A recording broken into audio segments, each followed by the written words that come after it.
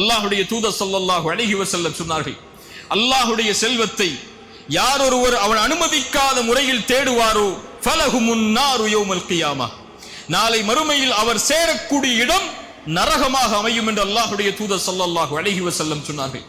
அல்லாஹ்வுடைய தூதர் ஸல்லல்லாஹு அலைஹி வஸல்லம் சொன்னார்கள், அல்லாஹ் அனுமதிக்காத முறையில் சேகரித்த செல்வத்தை கொண்டோ வாழ்வாதாரத்தை கொண்டோ யார் ஒருவர் தன்னுடைய உடம்பை வளர்ப்பாரோ அந்த உடம்பில் சேரக்கூடிய சதை துண்டு உறுதியாக செல்லும், அது உரிமையாக்கப்படும். அந்த இடம் நாளை மறுமையில் நரக நெருப்புக்கு என்று அல்லாஹ்வுடைய தூதர் ஸல்லல்லாஹு அலைஹி வஸல்லம் அவர்கள் சொன்னார்கள்.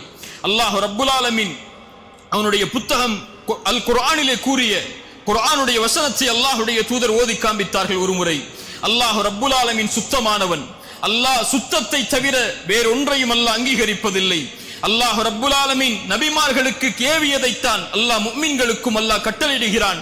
நபிமார்களே, அல்லாஹ் வழங்கியதிலிருந்து அழகிய முறையில் ஹலாலான முறையில் நீங்கள் உண்ணுங்கள், வஅமலு ஸாலிஹா, நல்ல அமல்களை செய்து கொள்ளுங்கள் என்று அதே கட்டளையைத்தான் அல்லாஹ் முஃமின்களுக்கும் கொடுக்கிறான்.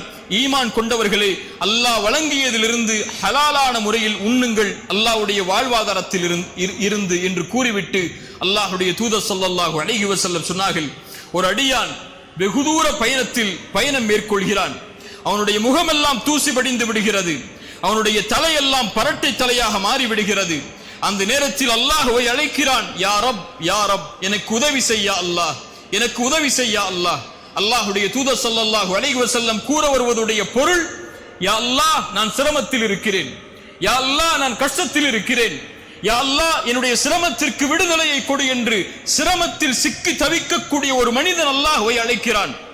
அல்லாஹ்வுடைய தூதர் ஸல்லல்லாஹு அலைஹி வஸல்லம் சொன்னார்கள், அவன் உண்ட உணவு ஹராம், அவன் அணிந்திருக்கக்கூடிய ஆடை ஹராம், அவன் குடிக்கக்கூடிய பானம் ஹராம், அவனுடைய வாழ்வே ஹராமில் மூழ்கி இருக்கிறது, அல்லாஹ் தடுத்த முறையில் மூழ்கி இருக்கிறது. அல்லாஹ் இந்த அழைப்பிற்கு எப்படி பதில் கொடுப்பான் என்று அல்லாஹ்வுடைய தூதர் ஸல்லல்லாஹு அலைஹி வஸல்லம் அந்த ஹதீஸை முடித்தார்கள். அல்லாஹ்வுடைய தூதர் ஸல்லல்லாஹு அலைஹி வஸல்லம் சொல்ல வருகிறார்கள், உங்களுடைய தொழுகை ஹலாலான முறையில் இருப்பது முக்கியம் அல்ல, அது முக்கியம்தான், அது மட்டும் உங்களை மேன்மைப்படுத்தாத அல்லாஹ்விடத்தில். உங்களுடைய ஜகாத், உங்களுடைய ஹஜ், உங்களுடைய கலிமா, உங்களுடைய மார்க்கத்துடைய அடிப்படைகள், இது மட்டும் நேர்த்தியாக இருப்பது அல்லாஹ்விடத்தில் உங்களை இணக்கமாக்கி விடாது.